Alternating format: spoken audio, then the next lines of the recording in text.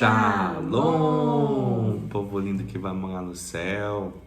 Bom dia, que Deus abençoe nosso dia, que seja um dia repleto de bênção, de paz, guardado pelo nosso Senhor e Salvador Jesus Cristo.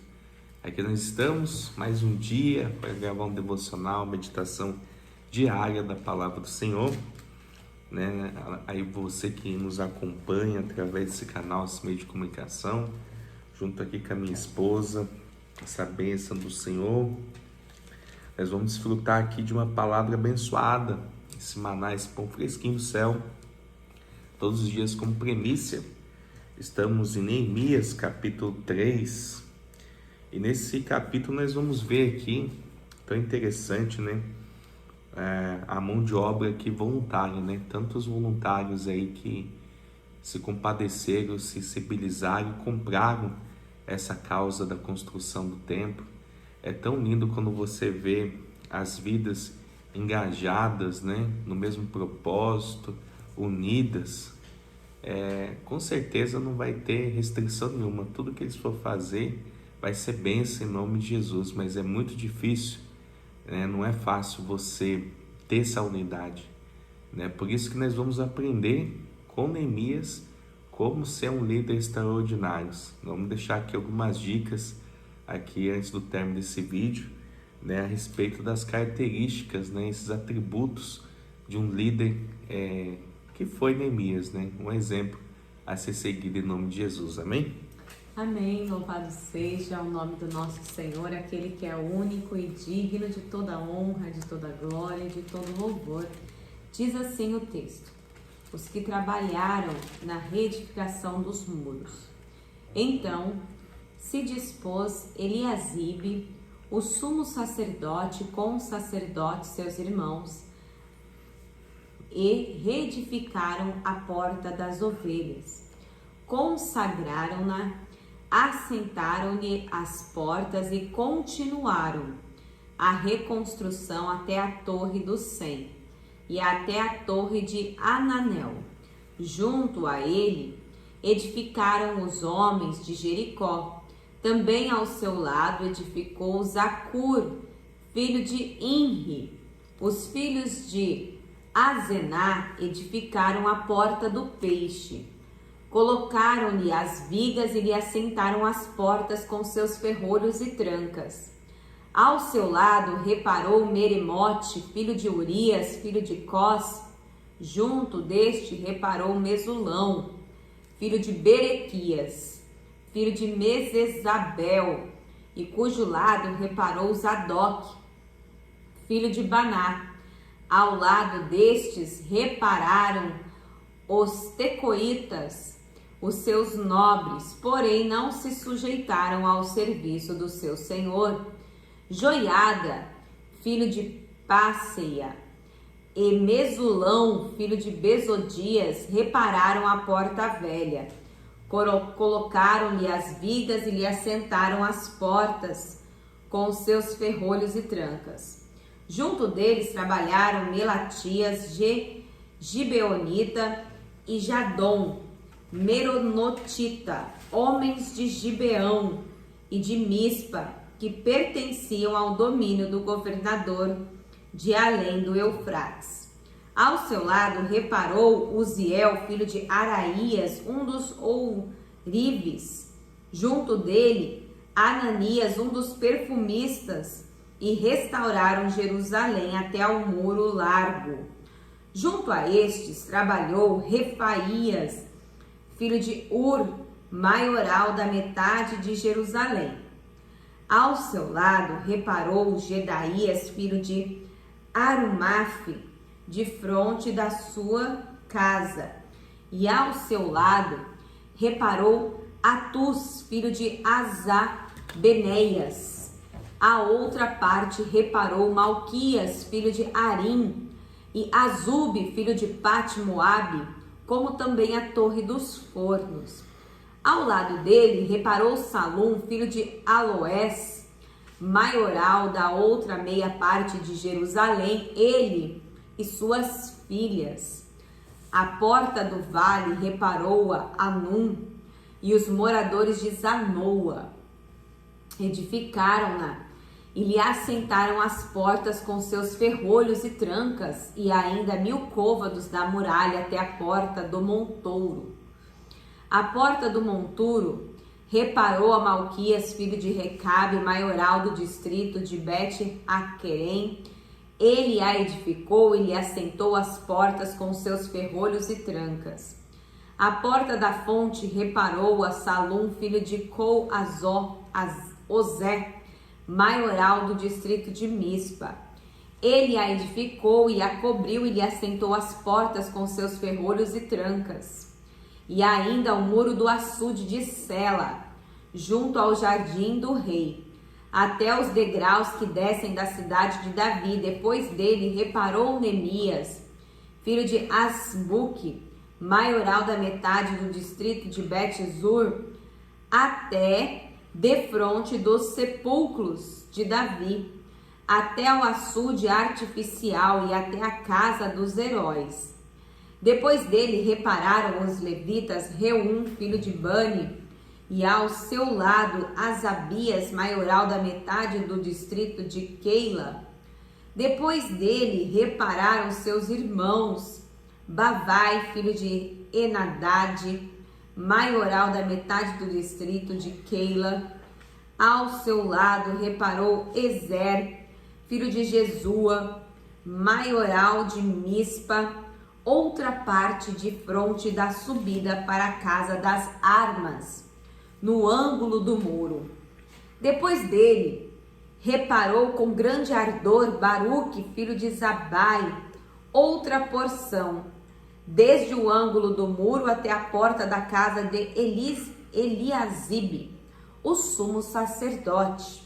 Depois dele reparou Meremote, filho de Urias, filho de Cós, outra porção, desde a porta da casa de Eliasibe até a extremidade da casa de Eliasibe. Depois dele repararam os sacerdotes que habitavam na campina. Depois repararam Benjamim e Azube de fronte da sua casa. Depois dele reparou Azarias, filho de Mazeias, filho de Ananias, junto à sua casa. Depois dele reparou Binui, filho de Enadad, outra porção, desde a casa de Azarias até o ângulo e até a esquina. Palau, filho de Uzai, reparou defronte do ângulo e da torre que sai da casa real, suporte que está junto ao pátio do cárcere. Depois dele reparou Pedaías, filho de Parós, e os servos do templo que habitavam em Ofel, até defronte da porta das águas para o oriente, até a torre alta. Depois repararam os tecoitas, outra porção, de fronte da torre grande e alta, e até o muro de Ofel. Para cima da porta dos cavalos repararam os sacerdotes, cada um defronte da sua casa. Depois deles reparou Zadok, filho de Imer, defronte da sua casa, e depois dele Semaías, filho de Secanias, guarda da porta oriental. Depois dele reparou Ananias, filho de Selemias, e Anum, o sexto filho de Zalaf, outra porção. Depois deles reparou Mesulão, filho de Berequias, de fronte da sua morada. Depois dele reparou Malquias, filho de Ouvires, até a casa dos servos do templo e dos mercadores, de fronte da porta da guarda, até ao eirado da esquina. Entre o eirado da esquina e a porta das ovelhas repararam Ouvires e os mercadores. Glórias a Deus, aleluias. A gente vê aqui como é organizada essa obra, né? Cada um ali teve uma porção, um trecho, né, a ser reparado, e a gente vê aqui pessoas, né, comuns, pessoas que têm ali os seus seus parentes, seus amigos, né? Tudo nessa empreitada, nessa obra. Você vê a unidade, né, acontecendo aqui. E é tão interessante que a gente vê aqui Neemias, né? Ele nos ensina em cooperar no trabalho simples, né? E a gente aprende aqui uma liderança, né? Ele ensina uma liderança, um modelo eficaz, porque a gente vê aqui que seguir líderes de comprovado sucesso, que sabe como fazer e como ensinar a fazer o que é preciso ser feito, né? 2, saber usar todo tipo de talento disponível, ou seja, ele não negligenciou ninguém, né? Todo mundo é importante para a obra, desde o menor ao maior. Você vê que ele soube dividir muito bem, né, as pessoas segundo as suas habilidades, jamais perder de vista o alvo principal a ser atingido, né? Ele tinha o objetivo de construir o muro, né? E a gente vai ver ao longo do contexto que eles construíram esse muro, né? Quilômetros e quilômetros desse muro em 52 dias. Compreender as afeições familiares e as afinidades entre as diferenças de pessoas para formar grupos de amigos motivadores, ou seja, né, essa aliança, né, de você contagiar o ambiente, você ter ali pessoas até mesmo que é difícil, né, muito difícil você ter alguém da família, principalmente nos dias de hoje, que a família está tão desunida, a gente vê aí, mas você vê a importância de você ter pessoas do seu lado que somam com você, que compram essa visão, que motiva, né? Porque a gente precisa, você tem um ali que está motivado, que está enganjado, isso já é tudo para um líder, né? Ele vê que já valeu a pena o esforço. Observar detalhes importantes no projeto geral, né? Isso também é dever do líder, né? O líder eficaz, ele fica atento aos detalhes, não se dispersa, né? Ele tem a visão diferenciada, não dá ouvidos aos comentários desanimadores dos adversários, porque surgem, né? Eles vêm querer parar a obra, não vai dar certo, olha isso e aquilo, começa a colocar um monte de dificuldades. Crer na soberania e no cuidado pessoal de Deus quanto aos projetos que Ele mesmo empresta aos seus servos para realizarem, né? A gente vê que Deus sabe bem quem são as pessoas que efetivamente estão cooperando na obra, né, irmão? Então, sabe, Deus olha ali, sonda o coração, sabe quem verdadeiramente está fazendo para Deus, quem não está fazendo, quem está fazendo de forma desleixada, quem está fazendo para se aparecer, quem está fazendo para o homem e quem está fazendo para Deus. Não adianta querer se sabotar. Também sabe que engana e não trabalha nem contribui de alguma forma. Deus conhece o espírito de trabalho e cooperação de cada pessoa. Contudo, cabe aos líderes ainda observar com atenção os seguintes procedimentos em relação aos seus cooperadores, né?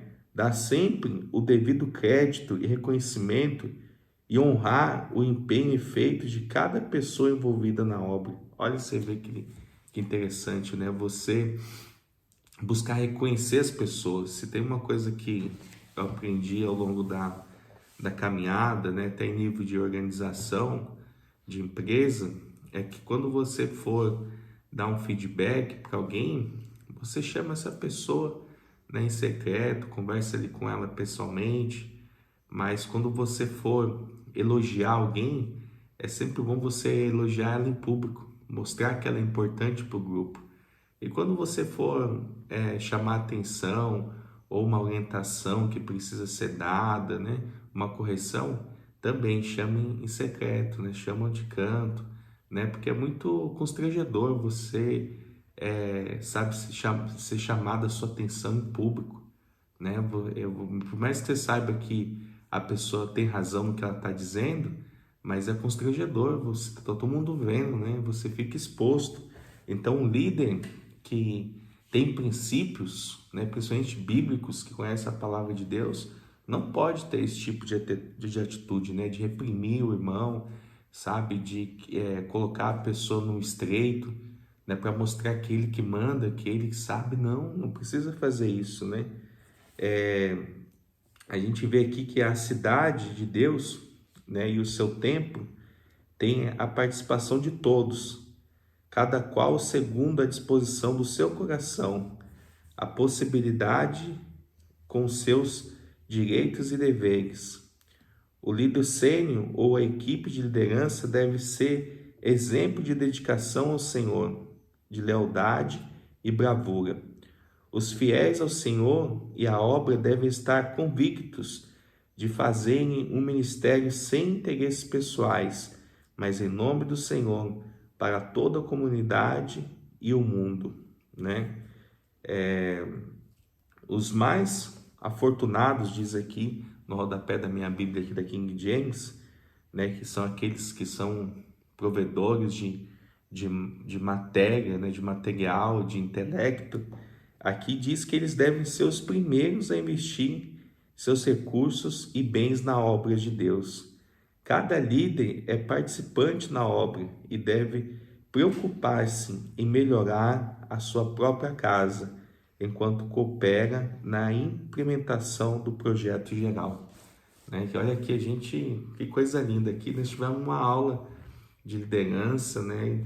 É sempre importante a gente estar galgando, estar aprimorando, né? Melhorando, principalmente no que compete às coisas do reino, nas coisas do Senhor, né? Pode o mundo aí, meu irmão, tá desabando, as coisas aí, o pessoal virando de cabeça para baixo, fazendo e acontecendo de qualquer forma, mas nós que cremos em Cristo, temos compromisso com a verdade, com a palavra de Deus, temos que ficar na palavra, andar no caminho reto e não se desviar desse caminho, porque esse caminho é perfeito, esse caminho é santo, né? Nós fomos remidos, né? O nosso Redentor pagou um alto preço, né? Para que a gente estivesse aqui nesse caminho. Então, a gente tem que saber valorizar e aprender com Ele, né? Aprender com Jesus, porque Ele é o mestre dos mestres, Senhor dos senhores. A vida quer compartilhar alguma coisa? Não, eu tenho nada mais a acrescentar. Vamos orar? Amém. Senhor Jesus, obrigado por esta palavra, te rendemos graças. O Senhor é bom em todo tempo. Em tudo, Deus, nós sabemos que a Tua presença é real, em nós, através de nós. Que o Senhor possa, Deus, nos edificar para que nós venhamos, Senhor, ser bons líderes no nosso lar, no nosso trabalho, aonde nós estivermos, ó Deus, que nós possamos propagar a Tua mensagem do amor, Tua mensagem ali, Senhor, que nos leva, Senhor, a ser pessoas melhores. A Bíblia que o mundo está lendo, somos nós, então, que nós possamos, ó Deus, ser a melhor parte de nós mesmos. Senhor, alcança, Senhor, aquelas vidas que estão ali, Senhor, padecendo, precisando de um socorro na Ucrânia. Deus, que haja paz no mundo. Nós oramos pela paz, Senhor. Oramos, Senhor, por uma guerra silenciosa que acontece dentro do nosso país, do poder também. São pessoas que ali não são assistidas, que passam por dificuldades diariamente. São tantas situações, Senhor, que o Senhor possa, Deus, amparar essas pessoas, ir de encontro com essas vidas, com aquele necessitado, com aquele aflito, com aquela pessoa que já nem tem forças para orar, de tão ali calejada, sofrida que está. Senhor, nós oramos, ó Pai, para que o Senhor, ó Deus, venha fazer o melhor por nós e através de nós. Abençoa essa causa, esse pedido de oração. Venha, Senhor, ali, trazendo saúde, trazendo cura, trazendo libertação, trazendo renovo. O Senhor ainda é o mesmo, o Senhor não mudou. Então, ó Pai, nós já cremos que o milagre, Deus, irá acontecer. Obrigado, Deus, por todas as coisas. Amém e graças a Deus. Aleluia. Lâmpada para os meus pés, a palavra do Senhor, e luz que clareiem o nosso caminho. Que Deus abençoe seu dia. Shalom.